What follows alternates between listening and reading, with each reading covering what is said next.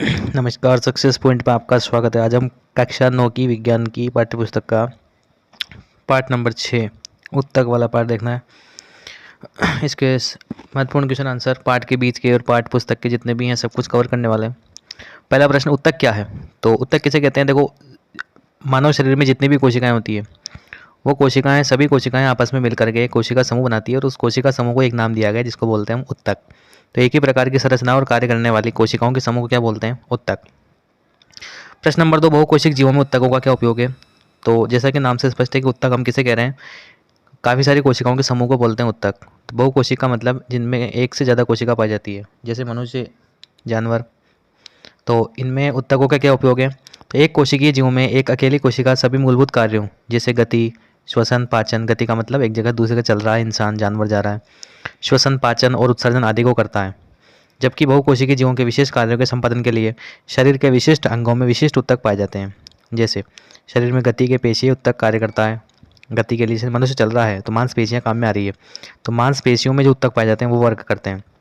संवेदनाओं को शरीर के एक भाग से दूसरे भाग तक पहुंचाने के लिए तंत्रिका उत्तक कार्य करता है। संवेदना का मतलब जैसे आँख में तेज प्रकाश चला गया तो उसको वापस मस्तिष्क तक पहुंचाना पड़ेगा, तब आँख बंद की जाएगी। या किसी गर्म वस्तु को आपने छू लिया तो वो भी संवेदना। या आपने कोई बुरी गंध महसूस कर ली, सूंघ ली, तो फिर आप अपना नाक बंद करेंगे। तो ये जो संवेदनाएं हैं, ये संवेदना को शरीर के एक भाग से दूसरे भाग मतलब मस्तिष्क तक पहुंचानी पड़ती है इन संवेदनाओं को। और मस्तिष्क से फिर सिग्नल मिलता है कि भाई नाक बंद करना है, आँख बंद करनी है, ठीक है, क्योंकि पूरी बॉडी का कंट्रोल कहाँ पर है? मस्तिष्क में। तो एक भाग से दूसरे भाग तक पहुंचाने के लिए तंत्रिका उत्तक कार्य करता है। इस प्रकार हम देखते हैं कि बहुकोशिक जीवों में उत्तकों में श्रम विभाजन है। श्रम का मतलब सभी ने अपना अपना काम बांट रखा है, ठीक है। क्योंकि मानव के अंदर 5 प्रकार की जो इंद्रियां होती है, आँख, नाक, कान, जीभ, त्वचा, ठीक है। तो इन सभी में उत्तक पाए जाते हैं जो अपना अपना काम करते हैं, ठीक। तो जो एक कोशिकीय जीव होते हैं उनमें तो सारा काम एक कोशिका से हो जाता है, परंतु जो बहुकोशिकीय जीव हैं उनमें काम को बांट रखा है अलग अलग, क्योंकि कोशिकाएं ज़्यादा हैं और काम भी ज़्यादा है। मनुष्य का शरीर कैसा है? जटिल है, इसलिए काम भी ज़्यादा है। प्रश्न नंबर अगला, प्रकाश संश्लेषण के लिए किस गैस की आवश्यकता होती है? तो सभी को पता है CO2 गैस की आवश्यकता होती है। प्रश्न नंबर 2, पौधों में वाष्पोत्सर्जन के कार्यों को उल्लेख करो। तो वाष्पोत्सर्जन के क्या क्या कार्य हैं? तो पहले बात तो वाष्पोत्सर्जन का मतलब पौधे की पत्तियों से जो पानी होता है भाप के रूप में बाहर निकलता है, वाष्प के रूप में, तो इसे ही हम क्या बोलते हैं? वाष्पोत्सर्जन। और ये कहाँ से होता है? रंध्रों के द्वारा, यानी कि पौधे की पत्तियों में बिल्कुल बारीक बारीक छोटे छोटे क्या पाए जाते हैं? छिद्र। उन्हीं छिद्रों को अंग्रेजी में स्टोमेटा कहते हैं और हिंदी में बोलते हैं रंध्र। इस क्रिया में पौधे की पत्तियों से क्या निकलता है? जल के ह्रास होता जाता है। मरुस्थलीय पौधों में उनकी बाहरी सतह वाले एपिडर्मिस में, एपिडर्मिस का मतलब पौधे की बाहरी जो त्वचा है उसको बोलते हैं एपिडर्मिस। उसमें क्यूटिन नामक पदार्थ होता है जो पौधे अवांछित जल के ह्रास को रोकता है। मतलब मरुस्थलीय क्षेत्रों में जो पौधे होते हैं उनमें जल की कमी होती है, अगर थोड़ा बहुत जल उसके अंदर है भी सही, वो भी अगर वाष्पोत्सर्जन की क्रिया द्वारा बाहर निकल जाएगा तो पौधा सूख जाएगा, इसलिए वहाँ पर उसमें ऐसी व्यवस्था होती है, ठीक है। इसके अलावा आप भी लिख सकते हैं कि वाष्पोत्सर्जन की क्रिया से पौधा सड़ने से बचता है, क्योंकि अगर ये क्रिया नहीं होगी तो जल जो है वो जड़ द्वारा अवशोषित कर लिया जाएगा और वो जल किसके भीतर रहेगा? पौधे के भीतर, और पौधे की सड़ने की पूरी संभावना बनी रहेगी। साथ ही वाष्पोत्सर्जन का एक कार्य ये भी है कि जड़ जो पानी को ग्रहण करती है तो पानी के साथ साथ में पोषक तत्वों को भी ग्रहण करती है, तो उन पोषक तत्वों का भी नीचे से ऊपर की ओर वृद्धि होती है, ठीक है। तो काफ़ी सारे कार्य हैं वाष्पोत्सर्जन के। प्रश्न नंबर अगला, सरल उत्तकों के कितने प्रकार हैं? सरल उत्तक कितने प्रकार के होते हैं? 3 प्रकार के, पेरेन्काइमा उत्तक, कोलेन्काइमा उत्तक, स्क्लेरेन्काइमा उत्तक, ठीक है। पादप उत्तक जो होते हैं वो 2 प्रकार के उत्तक होते हैं। सॉरी, उत्तक कितने प्रकार के होते हैं? 2 प्रकार के, पादप उत्तक और जंतु उत्तक। फिर पादप उत्तक जो है, यानी कि पौधे में जो उत्तक हैं उनके फिर 2 प्रकार हैं। पहला प्रकार है विभुजोत्तक उत्तक और दूसरा प्रकार है विभुजोत्तक उत्तक, दूसरा प्रकार है स्थायी उत्तक। फिर स्थायी उत्तक 2 प्रकार के होते हैं, सरल और जटिल। तो यहाँ पर सरल उत्तक के बारे में पूछा गया है कि सरल उत्तक कितने प्रकार के हैं? तो सरल उत्तक 3 प्रकार के हैं, पेरेन्काइमा, कोलेरेन्काइमा और स्क्लेरेन्काइमा, ठीक है।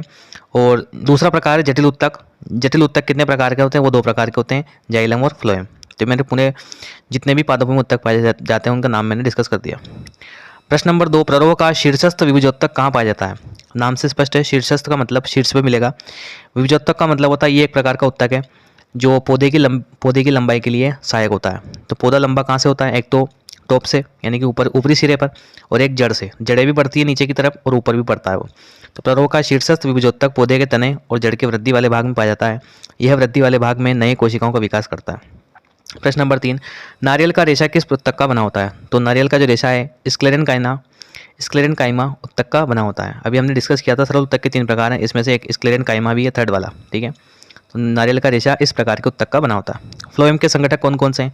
तो जो जटिल उत्तक होते हैं वो 2 प्रकार के होते हैं, जाइलम उत्तक और फ्लोएम उत्तक। जाइलम उत्तक क्या करता है? पौधे में जल के परिवहन के लिए उत्तरदायी है, यानी कि पानी को जड़ से पौधे के प्रत्येक भाग तक पहुंचाता है जाइलम। और फ्लोएम क्या करता है? पौधे के प्रत्येक भाग तक किसको पहुंचाता है? भोजन को। भोजन का बनता है पौधे के अंदर पत्तियों में प्रकाश संश्लेषण की क्रिया के दौरान। तो फ्लोएम किन किन से मिलकर बना होता है? तो 4 पॉइंट आपको याद रखने हैं। चार्ली नलिका, साथी कोशिकाएं, फ्लोएम पेरेन्काइमा तथा फ्लोएम रेशे। ये चारों, अभी अगर मान लो फ्लोएम की जगह क्वेश्चन आ जाए कि जाइलम के संगठक कौन कौन से हैं, तो तीसरा और चौथा पॉइंट सेम रहेगा, खाली जहाँ फ्लोएम लिखा हुआ है उसकी जगह जाइलम हो जाएगा कि जाइलम पेरेन्काइमा और जाइलम रेशे। बाकी पहला पॉइंट इसमें चार्ली नलिका है और जाइलम में आएगा वाहिनिकाएं, और इसमें साथी कोशिकाएं हैं तो जाइलम में आएगा वाहिकाएं। बस इतना सा अंतर है। तो दोनों क्वेश्चन यहाँ भी आपके कंप्लीट हो जाएंगे। अगला प्रश्न है, उस उत्तक का नाम बताइए जो हमारे शरीर में गति के लिए उत्तरदायी है। तो नाम से स्पष्ट है, गति किससे करेंगे? मांसपेशियों से। हम चल रहे हैं तो कौन सहायक इसके लिए? मांसपेशियाँ। तो पेशी उत्तक काम करेगा। न्यूरॉन देखने में कैसा लगता है? चित्र भी आगे आएगा, चित्र आप आगे देख लीजिएगा। तंत्रिका उत्तक की कोशिकाओं को तंत्रिका कोशिका या क्या कहते हैं? न्यूरॉन। न्यूरॉन में कोशिकाएं, केंद्रक तथा कोशिका द्रव्य होते हैं। इसमें लंबे पतले बालों जैसी शाखाएं निकलती होती हैं। प्रायः प्रत्येक न्यूरॉन में इस तरह का एक लंबा प्रवर्ध होता है जिसको एक्सोन कहते हैं, तथा बहुत सारी छोटी कोशिकाएं जिनको डेंड्राइट कहते हैं। एक तंत्रिका कोशिका 1 मीटर तक लंबी हो सकती है। ठीक, अभी चित्र आगे आएगा और स्पष्ट हो जाएगा। हृदय पेशी के 3 लक्षण बताइए। तो हमारा जो हृदय है उसमें उसकी जो पेशियां हैं, मांसपेशियां, उनके 3 लक्षण। तो हृदय की जो पेशियां जीवन भर लयबद्ध होकर प्रसार एवं संकुचन करती है। अगर हृदय धड़कना बंद कर देगा तो व्यक्ति की जीवन लीला समाप्त हो जाएगी। इसलिए यही एक पूरे बॉडी का ऐसा अंग है जो कभी आराम नहीं करता है। आप सो रहे होते हैं तब भी हृदय धड़क रहा होता है।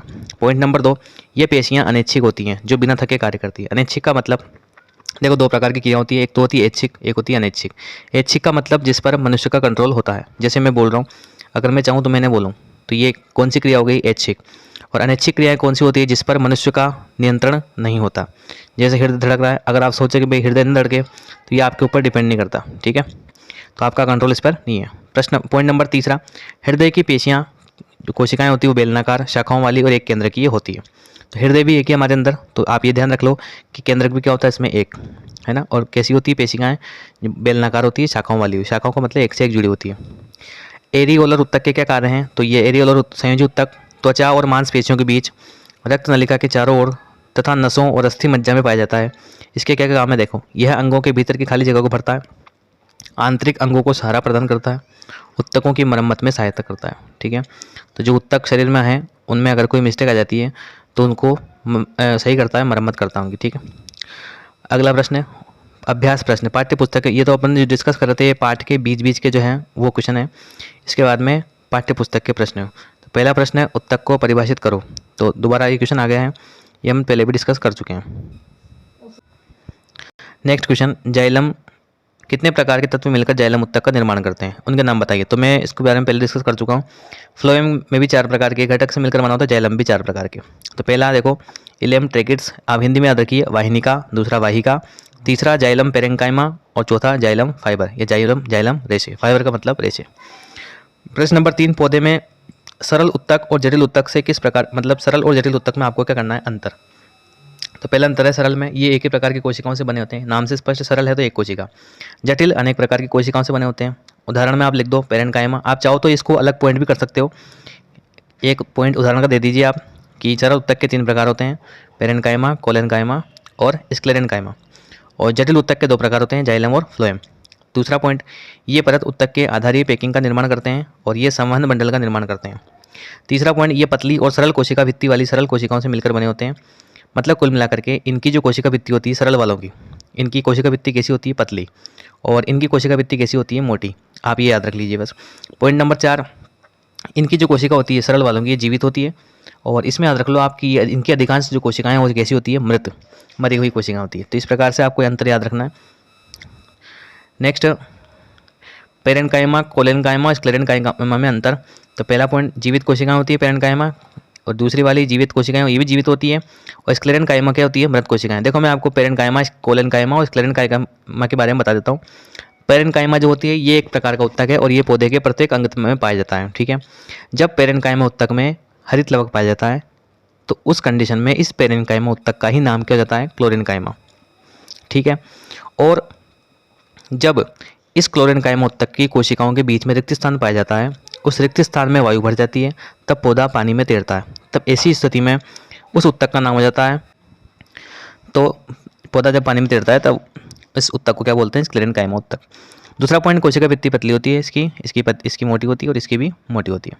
इनकी कोशिकाओं के बीच रिक्त स्थान होता है और इसमें कोलन कायमा में अंतर कोशिकीय अवकाश उपस्थित होती है और इसमें अनुपस्थित होती है। यह उत्तक भोजन का भंडारण करता है और पौधों को सहायता प्रदान करता है। यह पौधों को यांत्रिक सहायता प्रदान करता है और ये वाला पौधों के भागों को मजबूती प्रदान करता है। तो इस प्रकार से आप चाहें तो उत्तर यात्रा रख सकते हैं। रंध्र के कार्य लिखिए। मोस्ट क्वेश्चन है।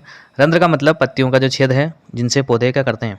रंध्र के काम क्या है? पहले बात तो क्या करेंगे, वाष्पोत्सर्जन की जो क्रिया होती है किससे होती है? रंध्रों से। और गैसों का आदान प्रदान, तो दोनों पॉइंट है। देखो पहला पॉइंट, वाष्पोत्सर्जन की क्रिया भी स्टोमेटा के द्वारा होती है। स्टोमेटा का मतलब रंध्र, और गैसों का आदान प्रदान भी रंध्रों के द्वारा ही होता है। तो दो काम होते हैं। ठीक, इसके बाद में नेक्स्ट क्वेश्चन है अपना, ये कोशिकाएं हैं, देखिए स्किप कर रहा हूँ इसको क्वेश्चन को।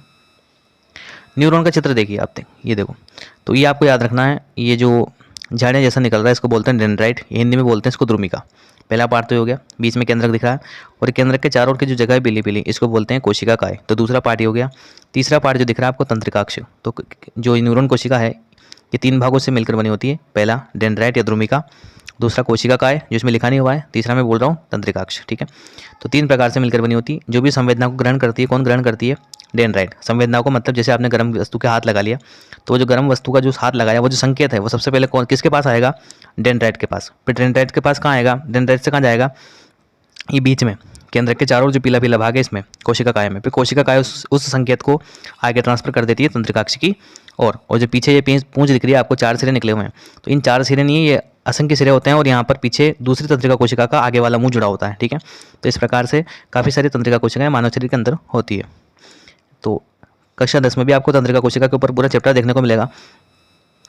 प्रश्न नंबर 10, निम्नलिखित के नाम लिखिए। वो उत्तक जो मुंह के भीतरी स्तर का निर्माण करता है। सरल शल की एपिथेलियम, याद रखना आपको।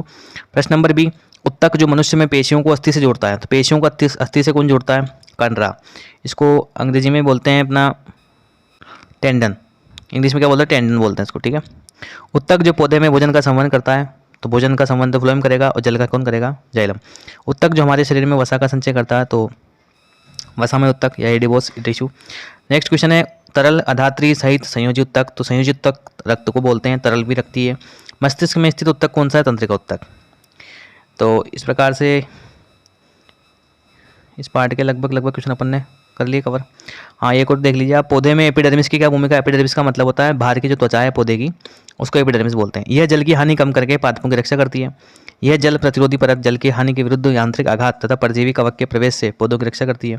इसकी जेली जैसी पदार्थ जल प्रतिरोधी परत का निर्माण करती है। चौथा पॉइंट, जड़ों की एपिडर्मल कोशिकाएं पानी को सोखने का कार्य करती हैं। और मरुस्थलीय क्षेत्रों में जो होती है ये परत मोटी होती है थोड़ी सी, ताकि पानी का जो ह्यास है वो कम से कम हो, क्योंकि वैसे ही वहाँ पानी की क्या होती है? कमी होती है। ठीक, तो इस प्रकार से जितने भी क्वेश्चन थे अपने देख लिए। मिलते हैं नेक्स्ट वीडियो में। धन्यवाद।